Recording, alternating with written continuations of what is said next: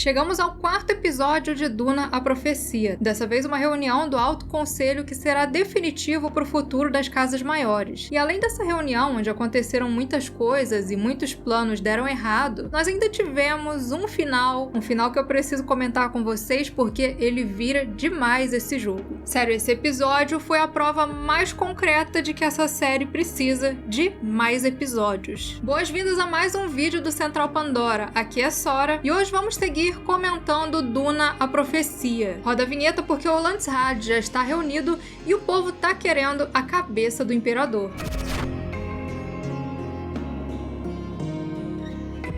Antes de entrar no quarto episódio em si, eu queria comentar uma coisa do episódio anterior que as pessoas perguntaram bastante. Afinal, que planeta é aquele onde estavam os Atreides? Então, existem duas possibilidades e nenhuma delas é a Terra. Uma das perguntas foi se esse planeta seria a Terra, mas assim, isso é impossível e por dois motivos. Primeiro, porque nos livros fica bem claro que a Terra já não era mais um planeta habitável nos tempos do Império. Nos livros do Frank Herbert fica claro que a Terra já era parte de um passado tão distante que tinha se tornado uma coisa lendária. No Messias de Duna tem uma passagem onde o Paul Atreides fala de Hitler e Gengis Khan, mas ele se refere a eles como imperadores, porque as informações sobre o planeta eram agora uma coisa tão rara, tão distante, que tinha se perdido o conhecimento sobre as camadas culturais do planeta. E olha só o que ele diz quando recebe essas informações. Há pouca informação que temos sobre os tempos antigos. A ninharia de dados deixados pelos butlerianos acaba de ser trazida por Corba. Além disso, nos livros do Brian Herbert, que estão sendo usados como base para essa série, a chamada Antiga Terra foi destruída por ataques nucleares no início da Guerra das Máquinas. Depois desse primeiro confronto, o planeta se tornou um lugar desolado, inabitável. Eu diria que toda a história da Terra, nossa política, cultura,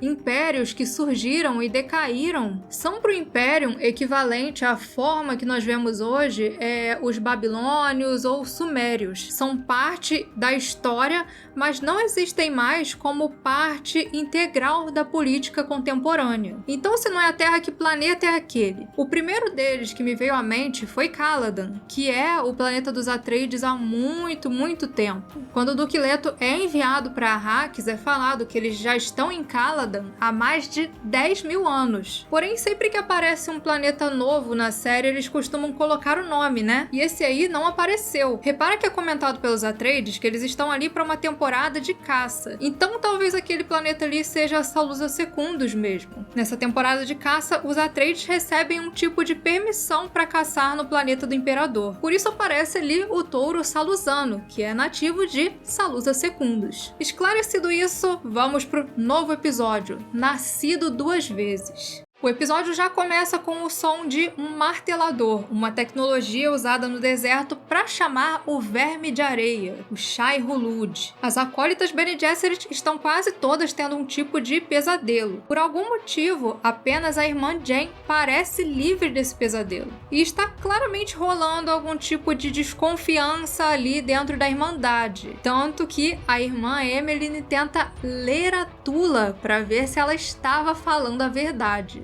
Esses pesadelos deixam a Tula totalmente intrigada e então ela submete as meninas a um transe induzido por especiaria. E nas mentes delas surgem várias imagens. Duas delas parecem bem importantes. Primeiro, uma coisa que parece um poço. Quando esse poço aparece, a irmã Avila, que é uma das Bene Gesserit antigas ali, fica aflita e começa a questionar a Tula. O que você contou para essas meninas? E cara, isso aí indica que possivelmente quando a Doroteia foi assassinada, ela foi jogada aí dentro desse poço. Lembra que no sonho elas estão cortando o pescoço ali na frente do poço. E uma outra imagem que surge e também causa rebuliço são dois olhos em meio à escuridão. Olhos que elas elas descrevem como Deus vendo tudo. Esses olhos são aqueles mesmos que nós vemos na profecia, que nós já teorizamos por aqui. Quem conhece os livros tem apostado bastante no Imperador Deus, que de alguma forma estaria enxergando esse passado. Mas eu tô duvidando um pouco que seja ele. Primeiro, porque colocar o Imperador Deus na história vai exigir que muitas coisas posteriores sejam explicadas. Coisas que vão acontecer, tipo, muito depois de onde estão os filmes de Duna. Sem contar que o som que acompanha essa coisa não parece o som de uma coisa eletrônica, algo que sairia de uma máquina.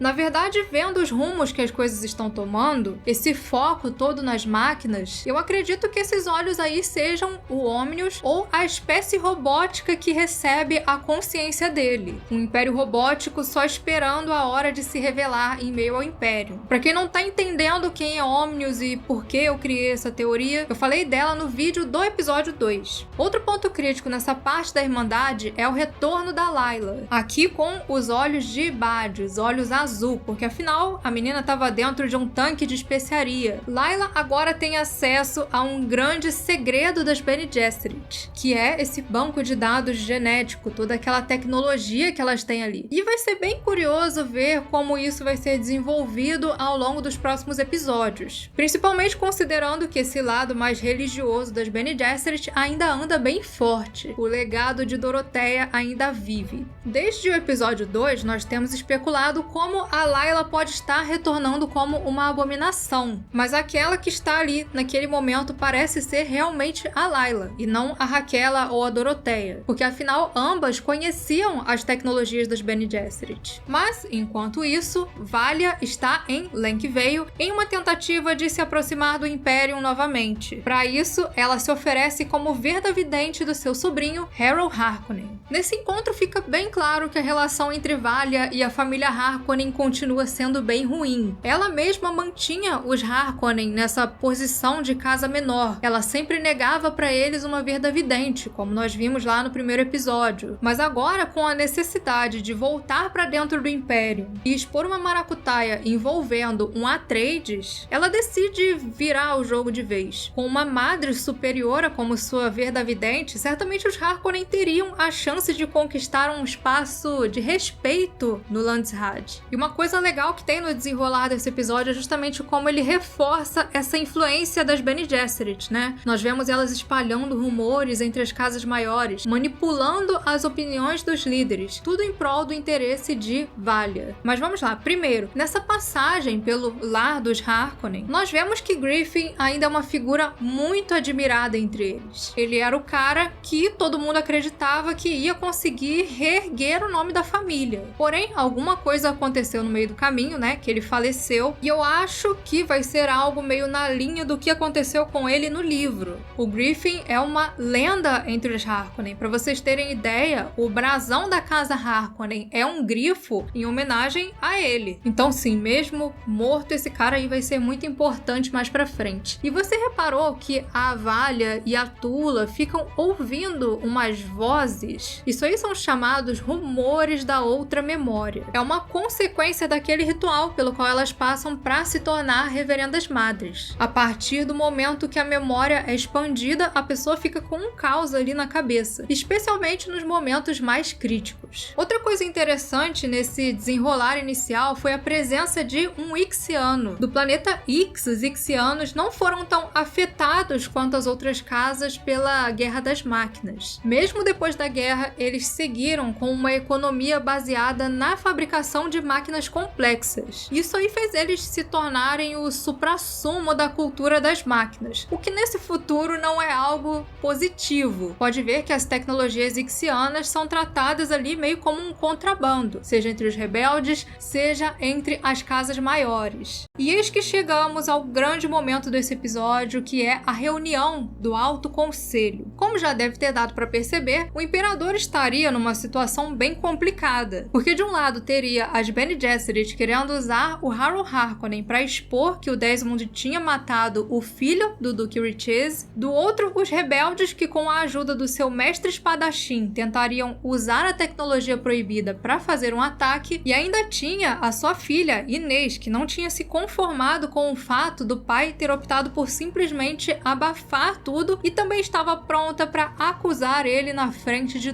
todo o Landsraad. Felizmente, ou não, ele tinha Desmond ao seu lado e também a sua esposa, que é quem incentiva o Desmond a se revelar. Aliás, todo aquele rumor que chegou nos Riches, que nós tínhamos achado que tinha sido o Constantine e a namorada, na verdade foi lançado ali pela esposa do imperador. E ela sugeriu que o Desmond demonstrasse o seu poder em frente ao Império, o que ele opta por fazer. Ele quebra completamente as expectativas de todo mundo, porque ele assume o assassinato do Pro Riches e ainda diz que não foi um assassinato, foi uma execução porque ele estava usando tecnologia proibida. E ele não só faz isso, mas também faz um mega exposed, expõe várias pessoas ali que também estavam usando tecnologias proibidas, seja o líder da rebelião, seja caras do Imperium, e ele estabelece ali que, a partir de agora, o imperador tomaria medidas extremas contra qualquer máquina pensante. Nessa cena é muito interessante que você vê que o imperador é mais manipulado do que manipula. Tudo aquilo tinha sido resultado da armação de outras pessoas. Ele só meio que existe ali. Imperador Padishah é só um cargo. Quando Desmond sugere queimar os traidores, ele só faz que sim com a cabeça e é isso. Nesse episódio, quando Desmond começa a usar o seu poder, repara que ele emite um som tipo um chiado. Seria o que ele usa uma coisa parecida com a voz? Um tipo de frequência sonora que causa aquela combustão espontânea nas pessoas? Sem contar que, seja o que for isso, machuca ele se usado com muita intensidade. No fim de tudo, a Valia ainda consegue nessa reunião um pouco do sangue do Desmond, então agora ela conseguiria puxar no banco de dados lá das Bene Gesserit quem era esse cara, uma resposta que infelizmente vai ficar pro episódio seguinte, e quando retorna pro lar dos Harkonnen, pistolíssima, ela deixa o seu tio morrer. Primeiro porque essa mulher é ruim, ela é peçonhenta, e segundo porque sem o tio ficaria mais fácil de manipular o Harrow, que, como nós já vimos, não é mesmo um cara muito esperto. Mas aí vem o momento que mais está gerando comentários, pessoas chocadas me marcando no Twitter 1h da manhã para perguntar o que é aquilo. Aparece lá na casa dos Harkonnen o Griffin, novinho como ele tinha falecido. Porém, logo é revelado que aquele não era Griffin, e sim Theodosia. Sim, a condição dela sobre a qual a série vinha fazendo tanto segredo era que ela era uma dançarina facial. Mas afinal, o que são dançarinos faciais? É metamorfo? Tecnicamente, sim. Os dançarinos faciais de Duna são humanos modificados geneticamente que têm capacidade de mudar a sua forma. Esses humanos são uma criação dos Tleilaxu, um outro nome que já apareceu por aqui. No Império, os dançarinos faciais são uma tecnologia extremamente condenável e poderosa. Isso porque eles são capazes de imitar não apenas a forma, mas também a personalidade de outros indivíduos. É justamente essa visão tão negativa sobre os dançarinos faciais, deles não serem humanos praticamente, né? Os caras são meio que uma farsa ambulante, que a Theodosia era relutante em relação a revelar essa habilidade. Só que a Valia sabia e agora vai tentar se aproveitar disso. Mas claro, essa não foi uma decisão só de Valia. A própria Theodosia decidiu realizar esse ato que ela chama de um sacrifício. E qual seria então a ideia da Valia? Provavelmente, para ela, os Harkonnen sempre foram uns fracos mesmo. Então agora ela usaria a Theodosia na forma do Barão Harrow Harkonnen para começar a manipular as coisas diretamente. Ela poderia se transformar no Griffin e aparecer lá no Landsraad? É estranho, né? Porque a morte do Griffin parece ser um evento bem conhecido, mas nesse universo, às vezes os mortos voltam à vida de formas misteriosas. Enfim, outra coisa interessante é a questão da própria profecia, né? Nós temos o nome do episódio, Nascido Duas Vezes. E afinal, quem é o tal do Nascido Duas Vezes? Para Valia, o Nascido Duas Vezes é o Desmond, que nasceu uma vez, o homem que se tornou o soldado, depois foi engolido por um verme de areia e retornou como aquela coisa cheia de cicatrizes. Porém, a Tula, do outro lado, já tem uma outra interpretação dessa profecia. Para ela, o nascido duas vezes era a Layla, que morreu durante o ritual para se tornar uma reverenda madre e agora reviveu dentro de um tanque de especiaria. Quem é o nascido duas vezes mesmo, nós ainda não sabemos. Então, esse foi o nosso vídeo sobre Duna, a profecia. Para mais Duna e outros universos da ficção científica, continuem por aqui no Central Pandora. E antes de encerrar, um agradecimento especial aos primeiros imediatos, Nostromo, Joel Melo, Mestre J, Alisson e Alexandre Hausen, o pessoal da Ponte de Comando Daniel Souto, Pedrox, Guilherme Ian e Daniel Câmara, e os oficiais de ciências Diego Dias, Pedro Borges, Lucas Ferreira e Turbo Garage, pessoas essenciais na nossa missão de levar a ficção científica por todas as galáxias.